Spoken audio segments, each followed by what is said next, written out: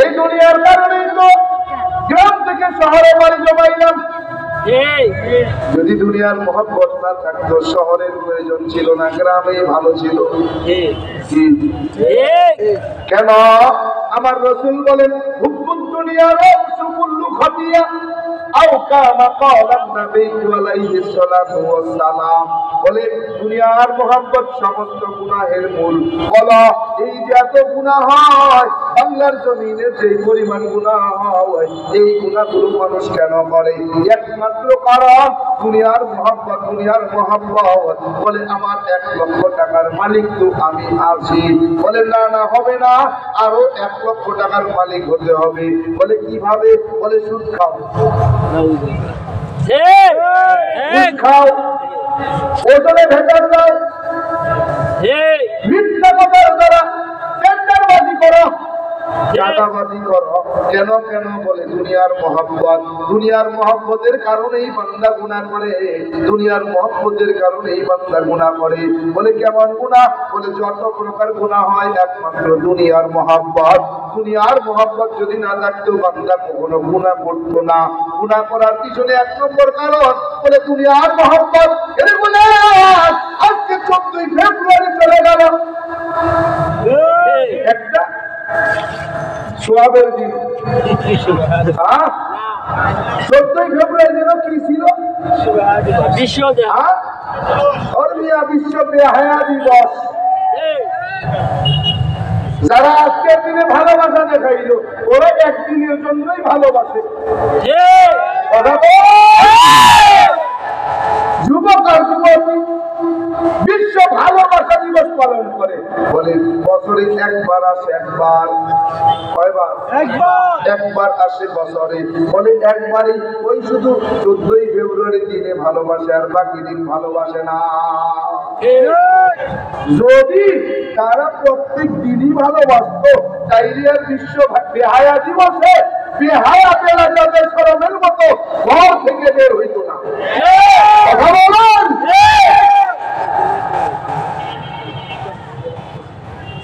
একদিন তো ভালোবাসার কথা না। তুমি যাকে ভালোবাসো সারা জীবন ভালোবাসবা। সারা জীবন যদি ভালোবাসতে হয় তাইলে কেন 14ই ফেব্রুয়ারি বাইজা দিলা? সারা জীবন যদি তুমি ভালোবাসবাই তাহলে 14ই ফেব্রুয়ারি বাইজা দিলা। তার মানে বুঝাইলা তুমি সারা বছর আসলে ভালোবাসো না, ভালোবাসো একদিন। কথা বল। আমরা ভালোবাসি সারা জীবন,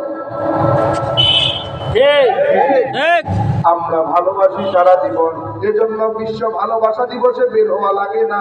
বলে ঘরের মধ্যেও ভালোবাসা যায় কি যায় না?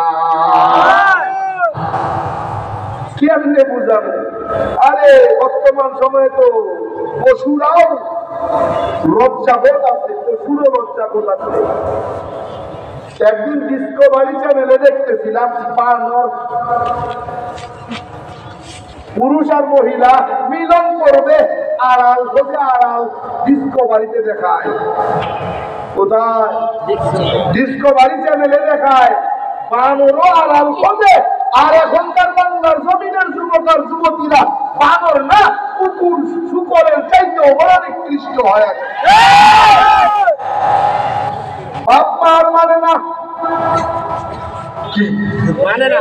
বাপ মাও আছে, বলে কি আর পড়া যাও। বাপ মা ইমেল করে দেয় তো কি হবে? যুবক যুবতীরা বিদানের আগে বাপ মারে হৃদয় সাইজ করা দরকার। হৃদয় সাইজ করা দরকার। এরপরে যুবক যুবতী কেমনে বুঝাইতাম? এরা বলে সমস্ত গুনাহ একমাত্র দুনিয়ার মহব্বত। দুনিয়ার মহব্বত, দুনিয়ার মহব্বত ছাড়া বান্দা কখনো গুনাহ করতো না।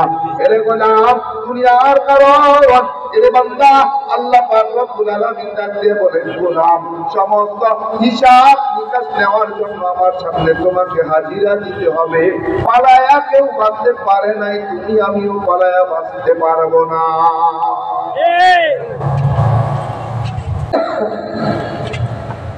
পালায়া বাঁচার কোনো উপায় নেই। আল্লাহ তাআলা এজন্য কোরআনে কারিমের লাগায় বলেন আফাহাসিবতুম আন্নামা খলাকনাকুম আবাসা আফাহাসিবতুম আন্নামা খলাকনাকুম আবাসা ওয়া আন্নাকুম ইলাইনা লা তুরজাউন।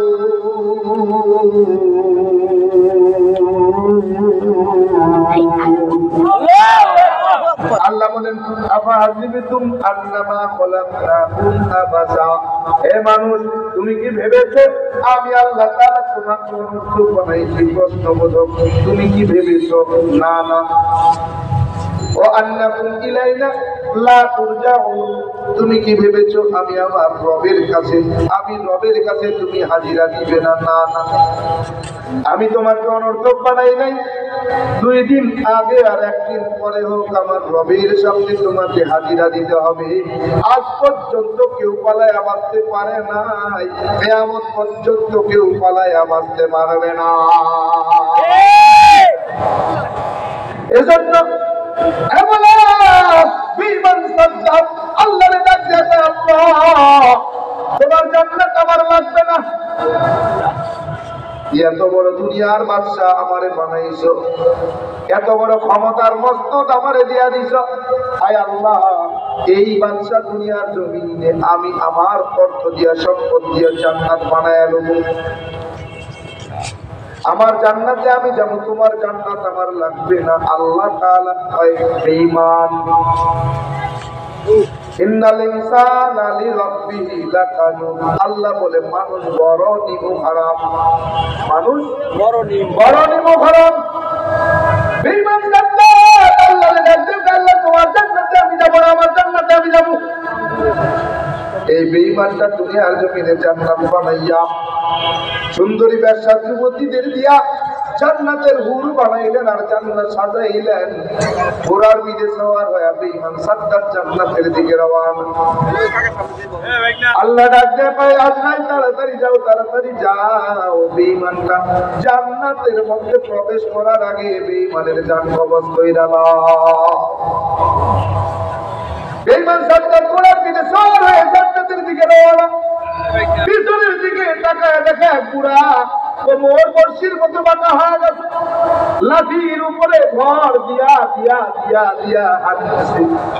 কিন্তু হাঁটার এমন গতি রে, ঘোড়া পেয়েছি, ঘোড়া যেন ঘোড়ার কাছে হার মেরে যাইতেছে।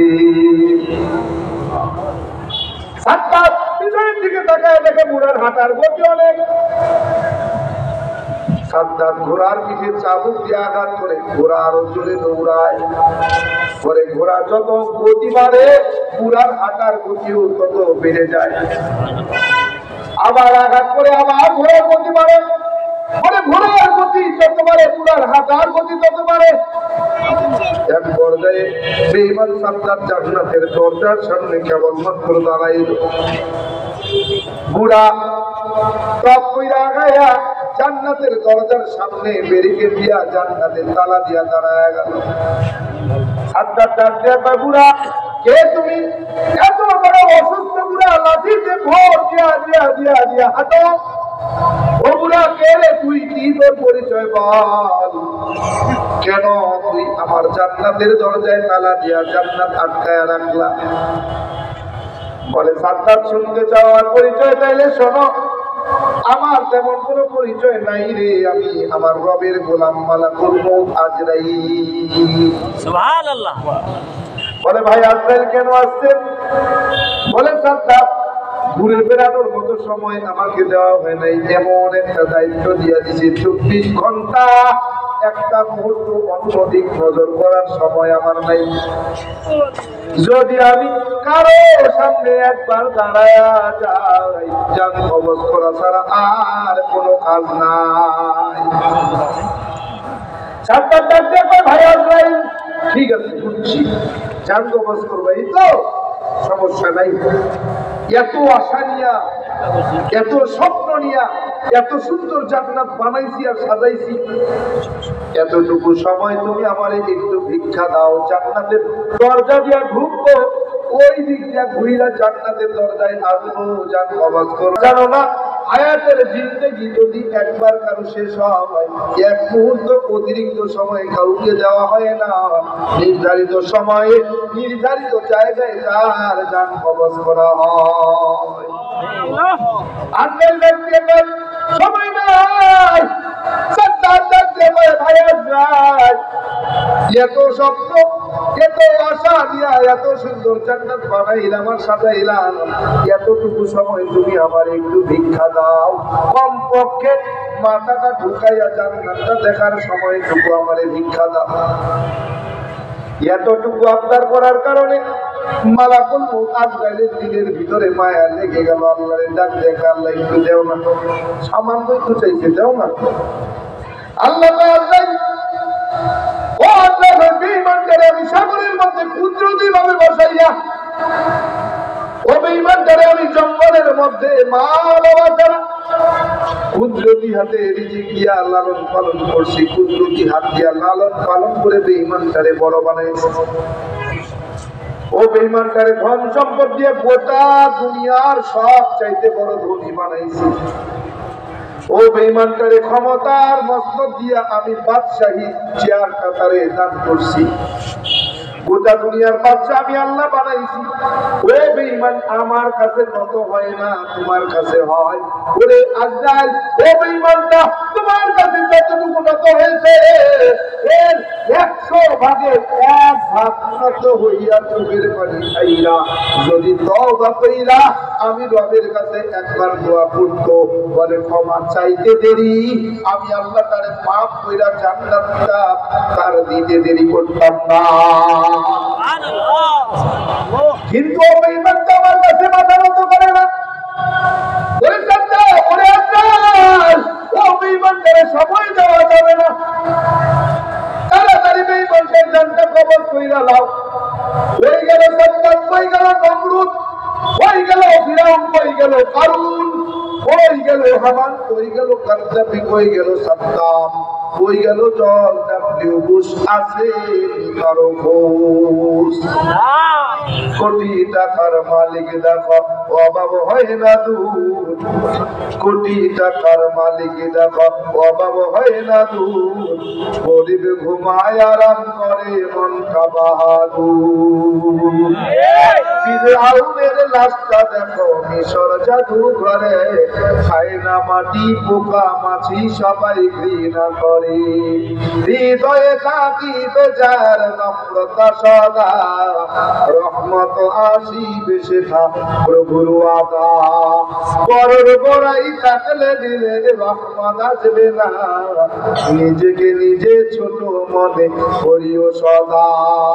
উঁচু জমিন থেকে পানি নিচু জমিনে যায়, উঁচু জমিন থেকে পানি নিচু জমিনে যায়, তেমনি খোদা রহমত আসে নম্রতার হৃদয়।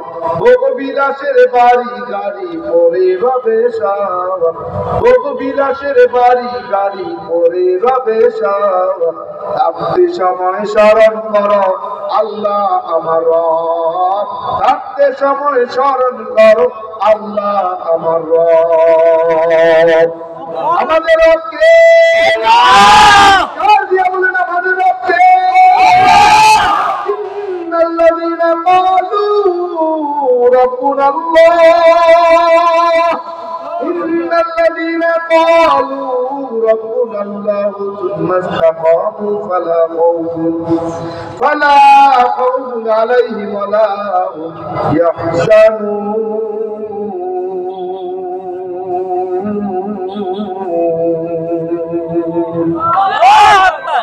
ফি কালামে জিন্দা কুরআনে হাকিম, হিকমতে বুলায়া জালাসা কদিম, জামিউল আলমে বিল কুরআনে হাকিম, তাকাসুরাত আনহু ওয়া ফাহামু রিজালিন। আমাদের রব কি? তাকামুহ কাসুকা একত্ব মনুকসাত। আল্লাহ তাআলা কোরআনে কারিমের মধ্যে বলেন, ইন্নাল্লাযীনা ক্বালু রাব্বুনা আল্লাহ, নিশ্চয়ই যারা আমি আল্লাহকে রব বলে মেনে নিল, তুম্মা ইসতাকামু ফালা খাউফুন, দুনিয়ার জমিনে তার না আছে কোনো ভয়, তার না আছে কোনো ভয়, ওয়ালা হুম ইয়াহজানুন, আর আখিরাতে না আছে তার কোনো চিন্তা। হিন্দুরা তাদের ধর্মগ্রন্থের মধ্যে বলেন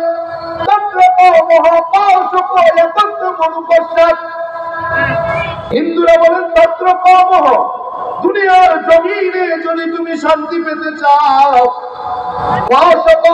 আর পরকালের জিন্দেগিতে যদি তুমি মুক্তি পেতে চাও, 12 মাসে 13 জন খোদা, 33 কোটি দেব দেবী তুলসীর গাছের তলায় 64 কোটি ভগবানকে ছাড়াও একত্র অনুপশ্চাৎ সৃষ্টিকর্তা আল্লাহকে মানো। সৃষ্টিকর্তা কয়জন? নাকি 12 মাসে 13 জন? 33 কোটি দেব দেবী, তুলসীর গাছের তলায় 64 কোটি ভগবান। বলে না না, সৃষ্টিকর্তা একজন, তিনি কে? দ্বিতীয়। বলে সৃষ্টিকর্তা এক, দ্বিতীয়, বলে সৃষ্টিকর্তা কার মুখাপেক্ষী নয়, বরং সমস্ত সৃষ্টি জগৎ তার মুখাপেক্ষী। ব্রহ্মা দৈত্য নাস্তিক মহিলা নাস্তিক কিঞ্চন। বলে সৃষ্টিকর্তা আমি খাইও না, ঘুমাইও না, স্ত্রীও নাই, সন্তানও নাই, আমাকে কেউ জন্ম দেয় নাই, আমিও কাউকে জন্ম দেই নাই। আর বললাম আমার আল্লাহ তাআলা কোরআনে কারিমের মধ্যে বলেন, হে নবী জানাতেন, বলেন আল্লাহু আহাদ, আমি আল্লাহ তাআলা এক, অদ্বিতীয়, আল্লাহুস সামাদ, আমি কারো মুখাপেক্ষী নই, বরং সমস্ত সৃষ্টি জগৎ আমার মুখাপেক্ষী। ঠিক। লাম ইয়ালিদ ওয়া লাম ইউলাদ, আমি জন্ম দেই নাই, জন্মগ্রহণ করি না।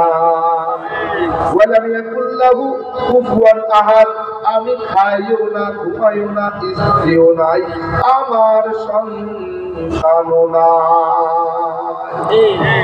আর এমনি এমনি কিন্তু মুসলমান হই নাই। বাবাকে বড় আশা করে সংস্কৃত বিশ্ববিদ্যালয়ে ভর্তি করে দিলেন। বাবারে বললাম, বাবা কেন আপনি আমাকে সংস্কৃত বিশ্ববিদ্যালয়ে ভর্তি করে দিলেন? বাবা কয়, বাবা আমি তো চিরকাল থাকবো না রে, আমার অবর্তমানে আমার দায়িত্ব পালন করার জন্য তোমার বড় পণ্ডিত হওয়া লাগবে। বাবা আমাকে সংস্কৃত বিশ্ববিদ্যালয়ে ভর্তি করে দিয়ে বাড়িতে চলে আসলেন। দীর্ঘদিন থাকার কারণে বাবা মাকে দেখার জন্য মন টান শুরু হয়ে গেল। 3 দিনের ছুটি নিয়ে বাড়িতে আসলাম। বাবা এটা কি ব্যাপার, বাড়িতে গেল? বললাম বাবা আপনাদেরকে দেখার জন্য মন বড় আনচান করে, আপনাদের দেখার জন্য 3 দিনের ছুটি নিয়ে বাড়িতে আসছি, বলে সময় মতো কিন্তু চলে যেও। বলে ঠিক আছে। দ্বিতীয় দিন বাবা আমাকে সামনে বসায় বলতেছে, বাবা বসো, কিছু কথা বলি, বলো। বাবা বলে, বাবা লেখাপড়া কেমন চলে? বললাম খুব ভালো, তবে বাবা আদর একটা বিষয়, অদ্ভুত একটা বিষয় আমার বুঝে আসে না। বলে কোন বিষয়টা? বললাম বাবা আমরা কত ভাগ্যবান, কত বড় ভালো মুসলমান, কত বড় বোকা, কত বড় মূর্খ। বলে কেন? বললাম বাবা আমরা কত বড় ভাগ্যবান, 12 মাসে 13 জন খোদা, 33 কোটি দেবদেবী, তুলসীর গাছের তলায় 64 কোটি ভগবান, দেখা দেখা তাদের কত আমি চিন্তা করি। কিন্তু মুসলমান কত বড় বোকা, কত বড় মূর্খ, তারা আল্লাহরে দেখে না, কিন্তু আল্লাহর কদমে নাকি চিন্তা করে। বাবা কয় সত্যি তুই যে বড় জ্ঞানী হবি তা বোঝা যায়। আমার বাবা আশীর্বাদ করেন ভগবান যেন আমার অনেক বড় জ্ঞানী বানায়। বলে যাও আশীর্বাদ করে দিলাম, ভগবান যেন তোরে বড় জ্ঞানী বানায়, আমার বংশের সম্মান যেন তোর দ্বারা উন্নত করে, আমার বংশের সুনাম খ্যাতি যেন পারে। ছুটি শেষ করে আবার বিশ্ববিদ্যালয়ে চলে গেলেন। সংস্কৃত বিশ্ববিদ্যালয় থেকে ডিগ্রি নিয়ে যেদিন বাবার কাছে ফিরে আসলাম, বাবাই ডাক দিয়ে কয়, খোকা কি খবর বলো? বললাম খুব ভালো। বলে রেজাল্টের খবর কি? বললাম খুব ভালো। বলে কেমন ভালো? বললাম বাবা, আমার সংস্কৃত বিশ্ববিদ্যালয় থেকে আমার ব্যাচের মধ্যে ফার্স্ট ক্লাস ফার্স্ট পেয়েছি, আমি প্রথম স্থান অধিকার করেছি। সুবহানাল্লাহ। বাবা কয়, জানতাম তোর যা মেধা, তোমার যা জ্ঞান, তাতে তুমি প্রথম হবা, এটা আমি জানতাম, আমার বুঝেছিল। তবে বাবা, জ্ঞানের পরিধি সম্পর্কে তোমার সঙ্গে একটু বসা দরকার। বললাম হ্যাঁ। বাবা আমার একদিন সামনে বসায়া বলতেছে, বলো তোমার কি অবস্থা জ্ঞানের পরিধি সম্পর্কে, তোমার সঙ্গে আমার কিছু কথা বলা দরকার। বলে হ্যাঁ। বাবারে ডাক দেয়া কই, বাবা আমার একটা প্রশ্ন আছে। বলে কি প্রশ্ন? বললাম বাবা, আপনাকে আমি শুরুর দিকে একটা কথা স্মরণ করে দিয়েছিলাম, মনে কি আছে? বলে কোন কথাটা? বললাম বাবা, আমরা বড় ভাগ্যবান, মুসলমান বড় বোকা। বলে হ্যাঁ মনে আছে তো। বলে বাবা এই কথাটাই একটু বিতর্ক আছে। বলে কেমন? বলে বাবা তুই কেমন? বললাম বাবা আপনি কি বেদ মানেন? বলে হ্যাঁ। বেদের শ্লোক মানেন? বলে হ্যাঁ। বলে বেদ বিশ্বাস করেন? বলে হ্যাঁ। কত ভাগ সত্য মনে করেন? বলে 100 ভাগ। বললাম বাবা বেদ যদি সত্য হয়, বেদের শ্লোক যদি সত্য হয়, তাহলে মুসলমান সত্য, আমরা কিন্তু মিথ্যা। আর যদি বেদ মিথ্যা হয়, তাইলে আমরা সত্য, মুসলমান মিথ্যা। বলে কেন? বললাম বাবা বেদের মধ্যে একটা শ্লোক দেখলাম, শ্লোক পড়ে দেখলাম। বলে কোন শ্লোকটার কথা বলো? বলে না তোর সব প্রতিভাবে। বলে কি তার অর্থ বলো? বললাম বাবা এই শ্লোকের অর্থ, আমি সৃষ্টিকর্তার কোন প্রতিমূর্তি নেই, প্রতিচ্ছবি নেই, আকার নাই, আকৃতি নাই, দেখা যায় না, ধরা যায় না, ছোঁয়া যায় না, লাল নীল হলুদ না সবুজ না, অনুভব করা যায় না। তাইলে 12 মাসে 13 জন পদার্থ, 30 কোটি দেবদেবী, তুলসীর গাছের তলায় 64 কোটি ভগবান, তারা কারা? বাবা কয় জানি না। তাইলে মানেন কেন?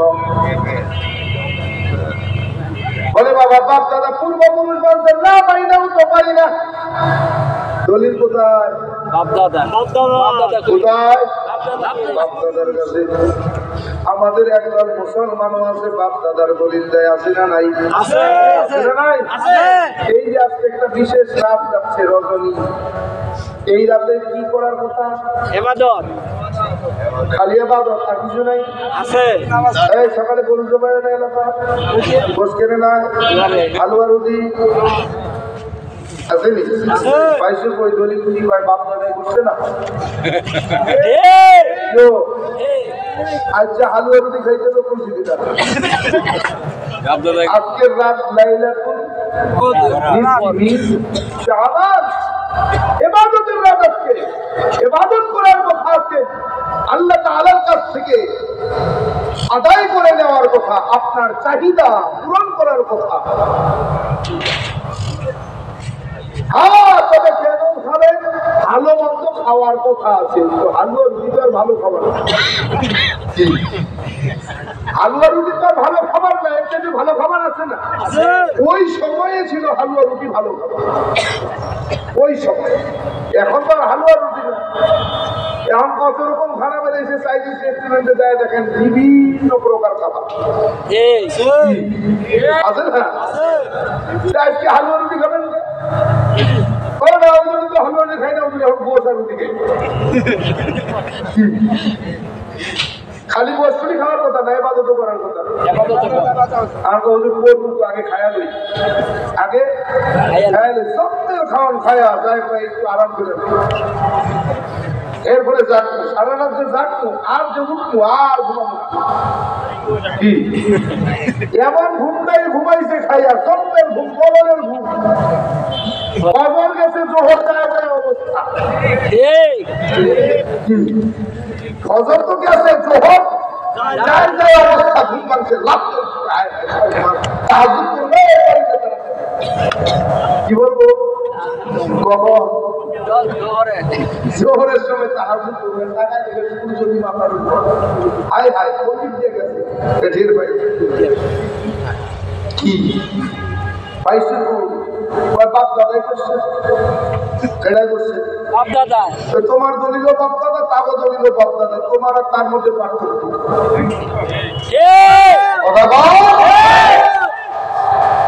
এই সবে বারাত ক্রিয়া দুই দল, একদল পারাবাড়ি করে, আরেক দল সারাসারি করে। ঠিক, সবে বারাত ক্রিয়া পারাবাড়িও নাই, সারাসারিও নাই, ঠিক যা আছে তাই। কি বাজে দেওয়া যাবে না, বাজার ছাড়া কি আলাদা কিছু বাজে দেওয়া যাবে না, আবার বাড়াবাড়িও করা যাবে। কি ঠিক কিনা? রাত কিসের রাত? ইবাদতের রাত। সব অর্থাৎ রজনী।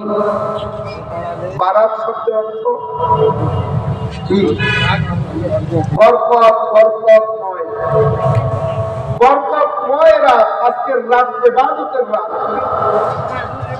ইবাদত না করবেন আপনি, জন্মের খাওয়ান খায়া ফেটটা এরকম মোটা বানাইয়া শীত করে ফুয়া ফুয়া দিলে হইল কি? বাবাই কয় কি? বাপ দাদাই করছে তাই। দলিল কি? বাপ দাদা।